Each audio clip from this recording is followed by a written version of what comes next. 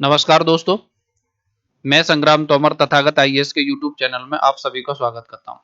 दोस्तों, जैसा कि मैं यहाँ पे आयोग जो है वो आपको पढ़ा रहा हूं और इसी श्रृंखला में आज मैं जो आपको पढ़ाने जा रहा हूं उसका नाम है राष्ट्रीय पिछड़ा वर्ग आयोग। राष्ट्रीय पिछड़ा वर्ग आयोग का सबसे पहले हम देखेंगे कि इसका बैकग्राउंड जो है वो किस तरीके का है, क्योंकि आप देखेंगे कि राष्ट्रीय पिछड़ा वर्ग आयोग जो है पहले वैधानिक निकाय के रूप में काम करता था, ठीक है, और इसके बाद ये अभी वर्तमान में जो इसकी स्थिति है वो संवैधानिक संस्था है। वैधानिक संस्था जो जब बना था ये एनसीबीसी एक्ट 1993 के तहत बनाया गया था और इसका जो गठन हुआ था वो आपका 14 अगस्त 1993 को इसका गठन हुआ था एक वैधानिक संस्था के रूप में। एक प्रश्न यहां से बन जाएगा कि बताइए जो राष्ट्रीय पिछड़ा वर्ग आयोग है वो वैधानिक संस्था के रूप में कब गठित हुआ? तो 14 अगस्त 1993। और वर्तमान में जो है ये संवैधानिक संस्था है। मैं आपको एक चीज क्लियर कर दूं, क्योंकि अभी जो पीएससी का एग्जाम हो रहा है उसमें वैधानिक निकाय के बारे में ज्यादा प्रावधान नहीं पूछे जाएंगे, केवल इसके गठन से संबंधित प्रश्न बन सकते हैं।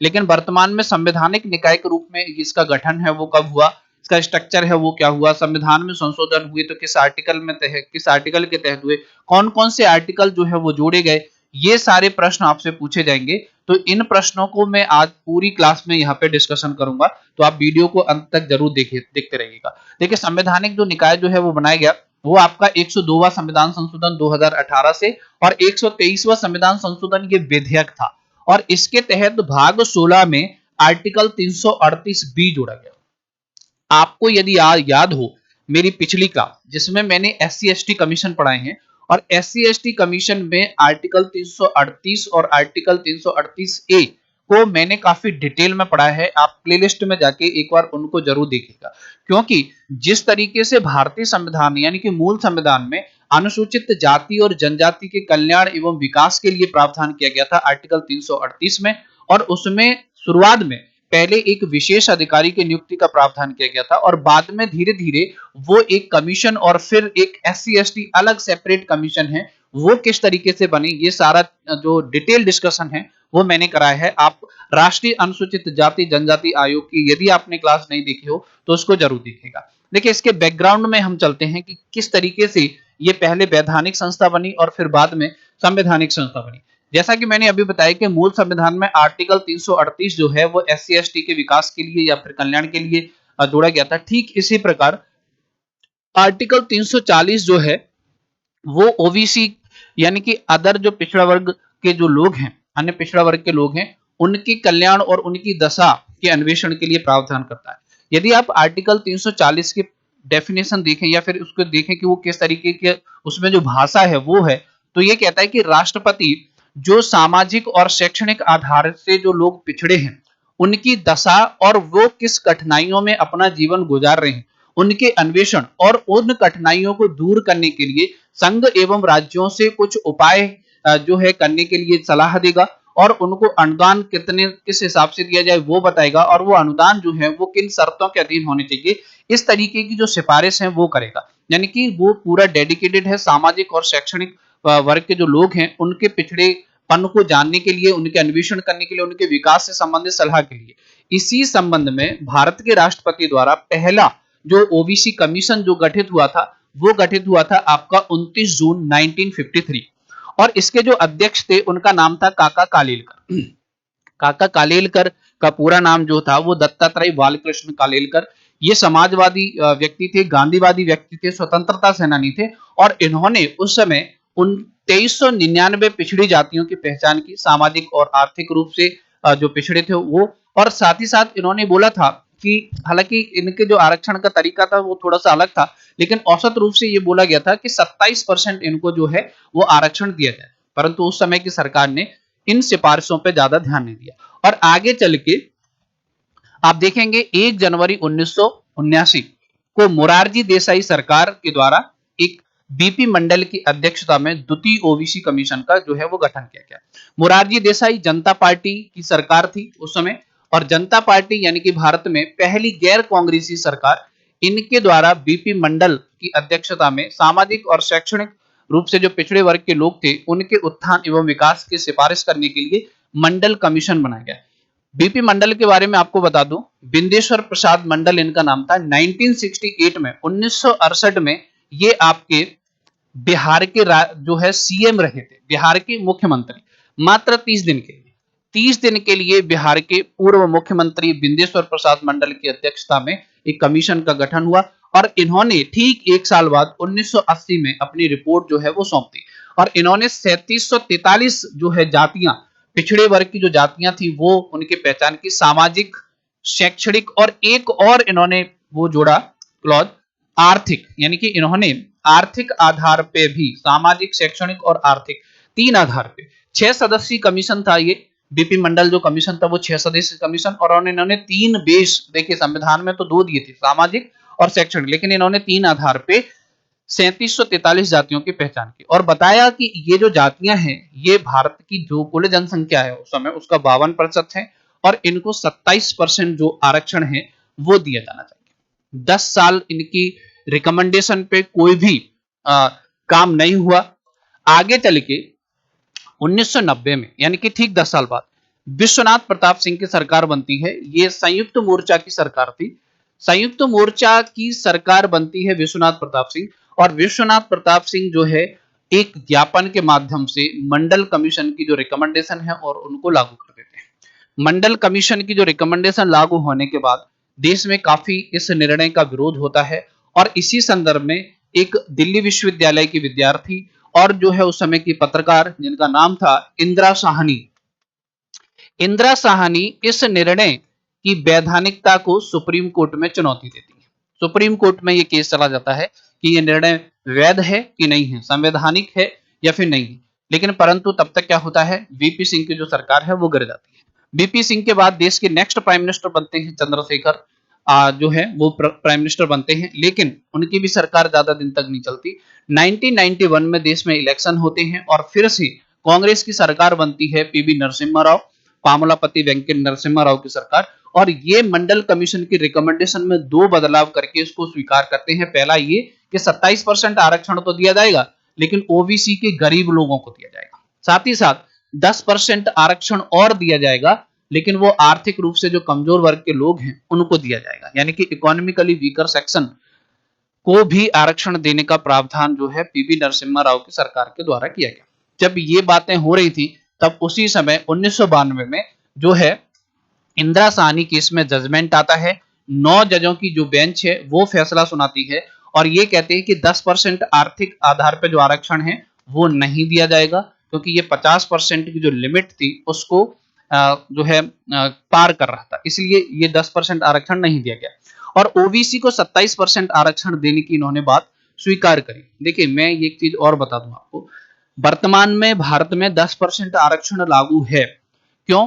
क्योंकि आपके कॉन्स्टिट्यूशन अमेंडमेंट 103वां संविधान संशोधन जो कि जनवरी 2019 में हुआ है, उसके तहत आर्टिकल 15(6) और आर्टिकल 16(6) जोड़ के जो इकोनॉमिकली वीकर सेक्शन के लोग हैं या फिर कह सकते हैं सामान्य वर्ग के जो लोग हैं उनको 10% आरक्षण दिया जा चुका है।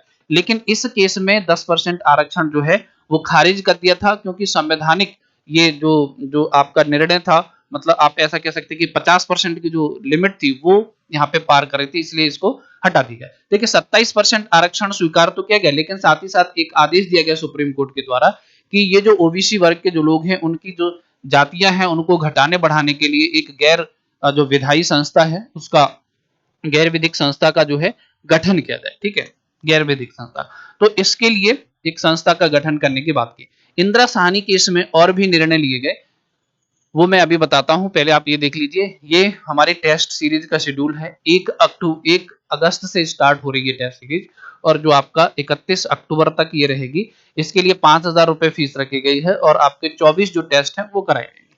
अब हम चलते हैं फिर से इंदिरा साहनी केस में। देखिए इंदिरा साहनी केस बहुत ही महत्वपूर्ण केस है। 9 जजेज की बेंच ने जातिगत आरक्षण पे पहली बार एक इतना बड़ा निर्णय है वो सुनाया था। उनके देखिए उनमें जो निर्णय था उस केस में, उसमें जो निर्णय हुआ था इंदिरा साहनी में, उसमें 5 सिफारिशें, 4-5 जो सिफारिशें थी वो की गई, मैं आपको बता दूं। पहली ये थी कि क्रीमी लेयर जो है यहाँ पे परत एक बनाएगी ओबीसी के लिए, कि एक सभी लोगों को आरक्षण नहीं, क्रीमी लेयर में जो लोग आते हैं, क्रीमी लेयर एक परत निर्धारित की, उससे ऊपर जो लोग हैं उनको नहीं दिया जाएगा, उसके अंडर में जो लोग हैं उनको आरक्षण दिया जाएगा। प्रोन्नति में आरक्षण यानी कि प्रमोशन में आरक्षण देने की इसमें मनाही की गई। तीसरा एक डिसीजन इसमें यह बोला गया कि carry forward rule, carry forward rule लागू होगा। यानी कि जो आपका बैकलॉग वैकेंसी है, जो इस साल वैकेंसी मान लीजिए ना भरेगी तो अगले साल भरी जाएगी, लेकिन उसमें भी 50% से आरक्षण ज्यादा नहीं दिया जाएगा।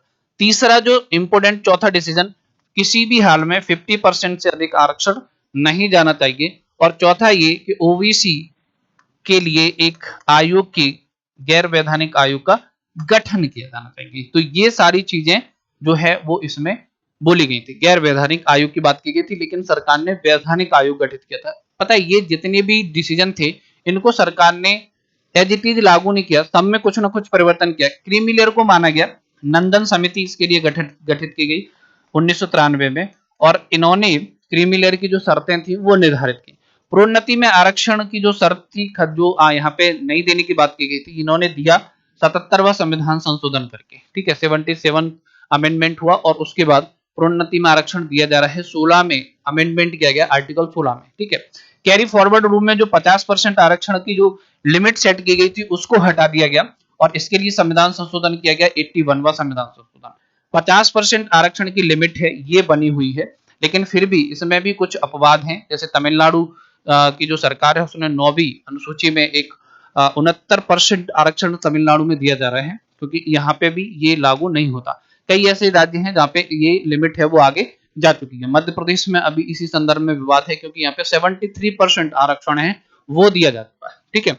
ओबीसी के लिए एक गैर वैधानिक निकाय की बात की गई थी, लेकिन सरकार ने क्या किया, वैधानिक निकाय गठित किया गया। और इसी संदर्भ में ये जो आपको मैं पढ़ा रहा हूं, वैधानिक संस्था के रूप में एनसीवीसी, इसके लिए एक एक्ट लाया गया 1993 में, और इसके तहत 14 अगस्त 1993 को ओबीसी एक वैधानिक संस्था के रूप में गठित हुआ।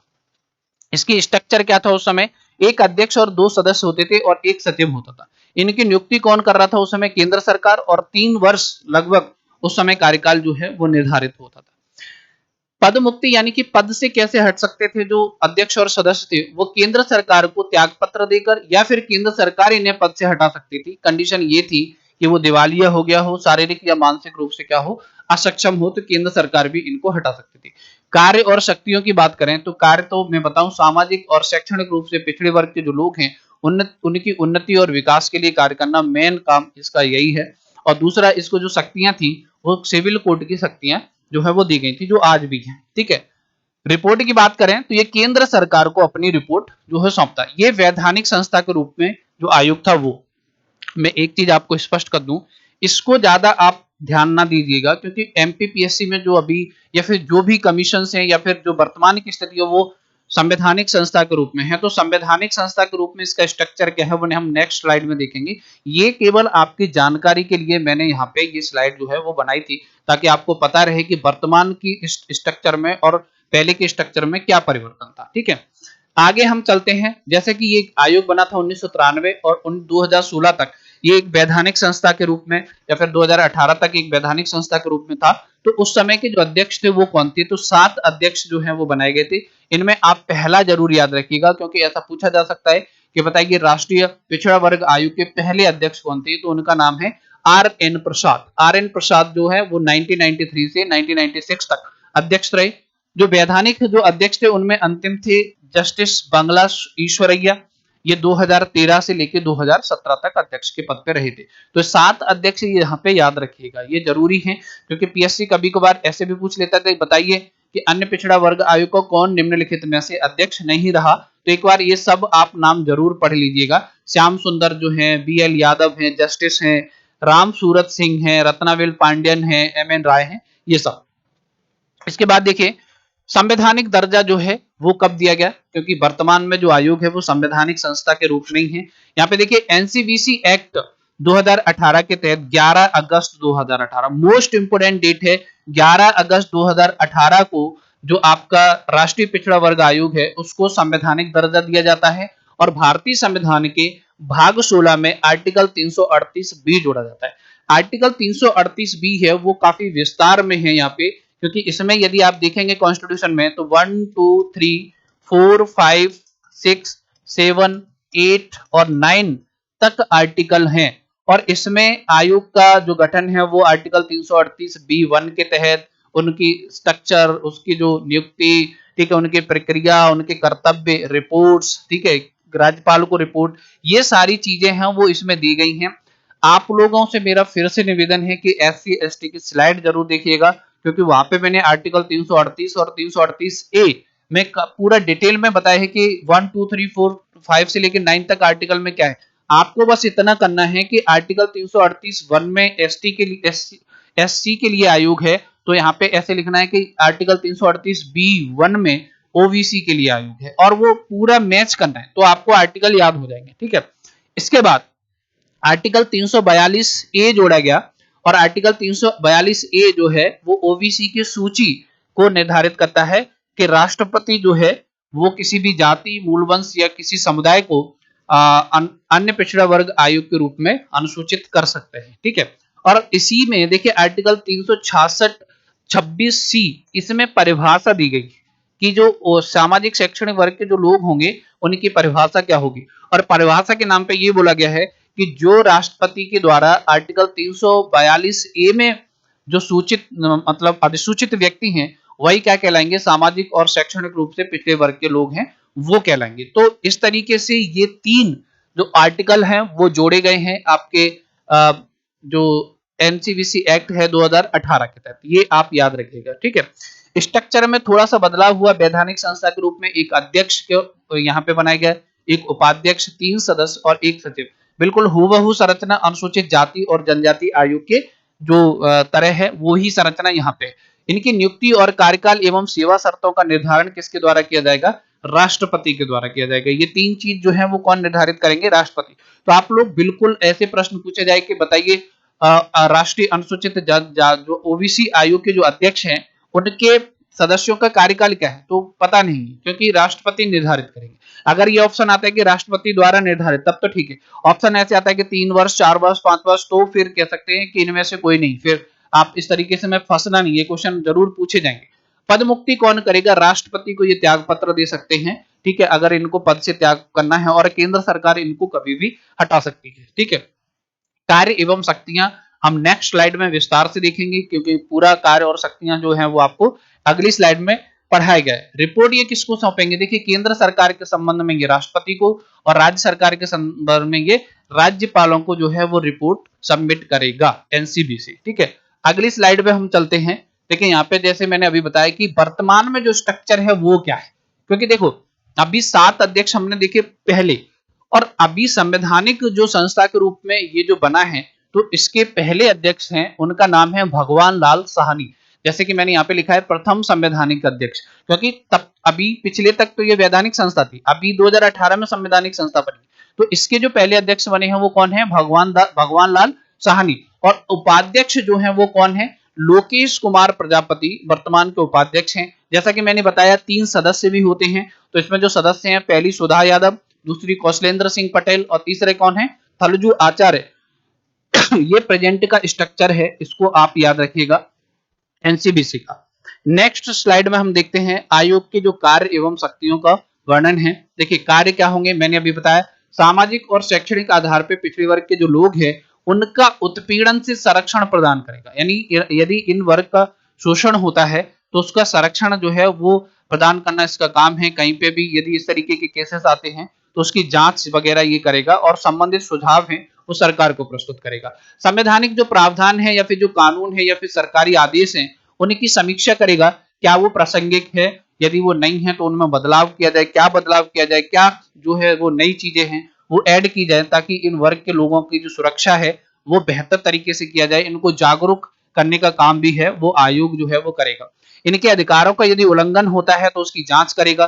केंद्रीय स्तर पे पिछड़ा वर्ग से संबंधित जाति एवं उपजातियों को जोड़ने और घटाने का काम भी इस आयोग के द्वारा किया जाएगा। तो ये कार्य है, जैसा कि मैंने बताया सिविल न्यायालय की इसको क्या है, शक्तियां प्राप्त है। तो ये चीज आप एक बार देख लीजिएगा, मेंस के पॉइंट ऑफ व्यू से ये बहुत ही इंपॉर्टेंट जो है कार्य एवं शक्तियां है। प्रीलिम्स में भी शायद अगर एक स्टेटमेंट के माध्यम से पूछा जाए तो पूछ सकते हैं।